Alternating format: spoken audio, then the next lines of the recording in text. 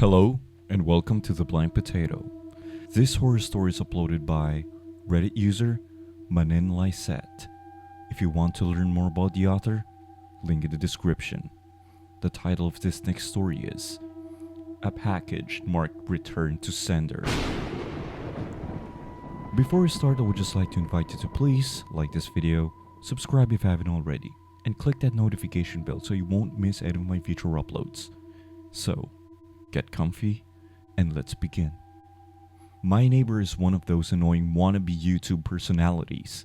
Over the years, I've seen him cough out cinnamon, lay flat on the hood of his car as it slowly creeps down the driveway, and douse himself in lukewarm water, all the while screaming epic win, epic fail, or fuck.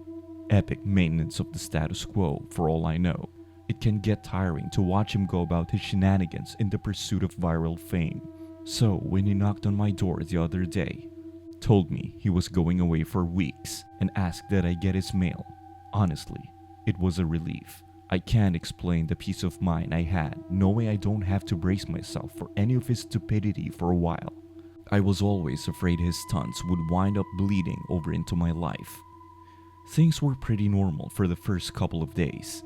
He received a few bills, a bit of spam, and what I could only assume was a birthday card. Then, one evening, I got home to find a cardboard box waiting on his front porch. In big red letters was written, "Return to sender." I'm no small fry, but I admit I had trouble lifting the box on my own. It was really freaking heavy. Lugging it across the road to my house was even harder. And I quickly realized there was no way I was going to drag it up the stairs and through my front door. I decided I'd leave his package in my garage. It wasn't like I kept my car in there. The garage door was a piece of shit that refused to open without a good thug or a whack. It was less trouble just leaving the car in the driveway than it was to fight with the garage door every morning and night. In hindsight, I should have set the package down while I struggled to open the tricky door. But you know how it is when you've got a good grip on something. No point in setting it down if you don't have to. It was as I kicked the door for a third time that I lost my grip on the package, and it fell to the ground. I heard a light crack inside. Shit, I cursed. I hoped I hadn't broken anything important, but figured I just wouldn't tell my neighbor about it and let him assume the break happened en route. Hands free, I finally managed to get the garage door unstuck, and boy did it screech in protest as it rolled up and over me. I dragged the box the rest of the way, setting it in the corner for whenever my neighbor would come back to claim it. And then I forgot all about it, until a few days passed, that is. I'm not sure exactly how long it took for the smell to waft in from the crack under the garage to house door, but it came in slow progression. It was a sickly sweet odor similar to a skunk, and for the first few days after I smelled it, I genuinely assumed that's exactly what it was. Roadkill that had left its mark on my house. It was only when I realized the scent was growing more intense instead of fading that I went looking for a source. That's when I opened the garage door, and that's when the odor knocked me back, holding my nose. The culprit wasn't hard to identify. The only change in my garage was the box in the corner. I remember thinking it must have been one of those meat-of-the-mouth subscription boxes. The meat must have gone rancid from being left out of the fridge for so long. How much meat could have been in there for the box to have been so large and heavy? An entire freaking cow? I covered my nose as I approached the box, a pair of scissors in my hands. I probably wouldn't have needed them to open it, as it had become soggy enough at the bottom to poke through with a finger. But I wasn't about to poke my finger into spoiled meat juices. That soggy bottom was the reason I had to open the box in the first place. If I tried to drag it out whole, everything would spill onto the floor. I was going to have to dump the pieces of meat one garbage bag at a time and take them down to the dumpster, a process I wasn't looking forward to. My scissors tore through the tape along the top of the cardboard box. I thought the smell couldn't get any worse, but as I flipped the flaps open, I discovered a whole new gamut of stink. It was like opening a burning oven, but instead of a heat wave, I was met with waves of piss, sweat, shit, and putrefaction. It was so bad that I staggered back and had to force down the puke begging to guzzle out of me. I don't think I could have handled that scent mingling with the horrors coming out of the box.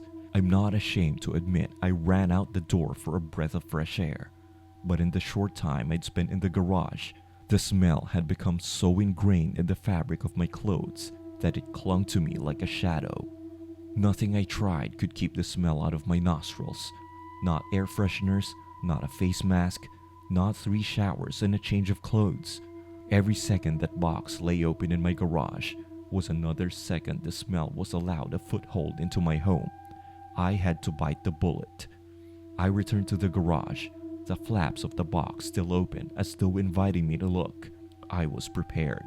A clothespin pinning my nostrils shut, a garbage bag in one hand, the strongest cleaner I could find in the other, and long rubber gloves to keep my skin from having to touch what was inside. But, as it turns out, I needed none of those things. I wouldn't have to touch or clean the contents of that box. I would only have to suffer the nightmares every night. You see, there was meat in that box, but it didn't come from a cow or a pig. No, it was worse than that. It was my neighbor, dead, still in one piece, but dead. I called the cops, and naturally, they took me in for interrogation. It's kind of hard not to suspect the man with the corpse in his garage after all. Thankfully, they soon realized I wasn't involved. My DNA might have been all over that box, but the smell might have left a mark throughout my house.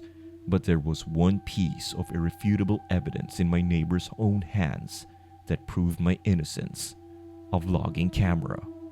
They showed me the footage only once. I'm not sure if they were allowed to, or if they felt so bad for me they figured it couldn't hurt. Either way, I saw it. My neighbor was sitting in the box outside of a shipping facility, laughing as he told the world how he was going to mail himself across state lines. He'd brought pee bottles, food, a pillow, and a few flashlights.